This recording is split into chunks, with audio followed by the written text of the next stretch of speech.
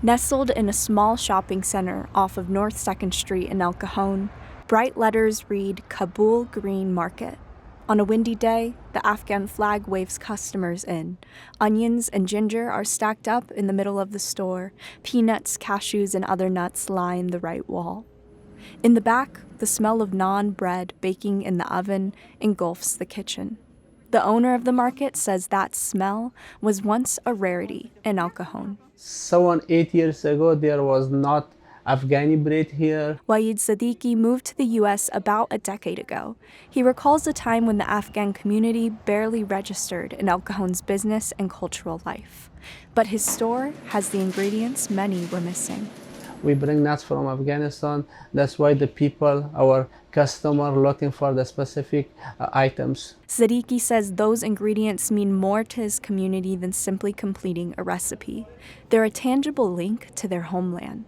The people thinking we are going to shopping in our own country. Humayun Sadiq and his family shop and eat in El Cajon. He says the cultural links in El Cajon go beyond individual countries, encompassing much of the Middle East. When I meet a Chaldean or an Arab from El Cajon, we shake hands twice. First we say, hi, how are you? And then he says, I'm Chaldean, I'm Arab, I'm Iran, I'm from it. Oh, again. So we shake hand again because it's like to show how close we are. In the 1970s and 80s, Chaldeans, who are Christians mainly from Iraq, were the first to come to the city in significant numbers.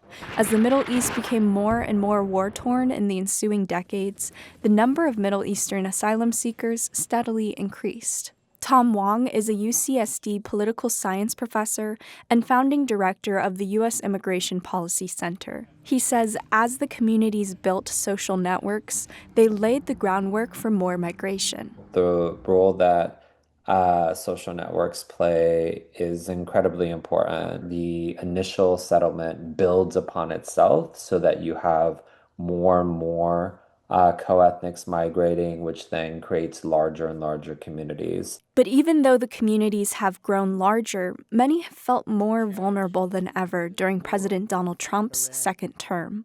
Among Trump's first actions upon taking office was to enact a refugee ban that froze pending asylum applications.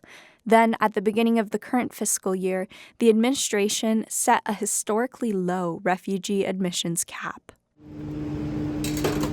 Faridullah Ibrahim Hill works at Arman Market and Cafe on West Main Street. He was a journalist in Afghanistan in 2021 when the U.S. fully withdrew after 20 years of war. His life there became increasingly perilous as the Taliban retook control of the country.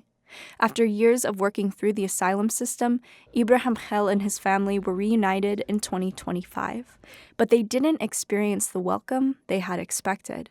همش ترس است همش ترس ازی است که چی وقت آیس بیا ما رو بگوی بیادر که گرین کارت بودی نداری تو رو باید ما دستگیر کنیم. That fear takes a toll on the community. Dilkwaz Ahmed is the founder of License to Freedom, a local organization that provides a range of services to refugees. We see a lot of people seeking services. They want to talk, they want a space, they want to be free to talk to somebody without being punished or challenges or be threatened of deportation. And we are creating that space for them. Ahmed said it's been jarring to see the shift in rhetoric against the refugee community. It's a different time than when she immigrated to the U.S. in 2001. I remember I came 5 days after September 11, I was in this country. I was treated with respect and love and kindness, even during that difficult time. But now, I don't know what happened. I hope things will change. I think things will change. Back at the Kabul Green Market, Siddiqui says his connection to the community remains strong, despite the current environment. Every day coming to the store, talking with the people, I'm happy. I'm feeling happy with this store. A city look like their countries. That's why the people move here. He's hoping that the smell of his freshly baked naan wafts through the store for years to come. Elaine Alfaro, KPBS News.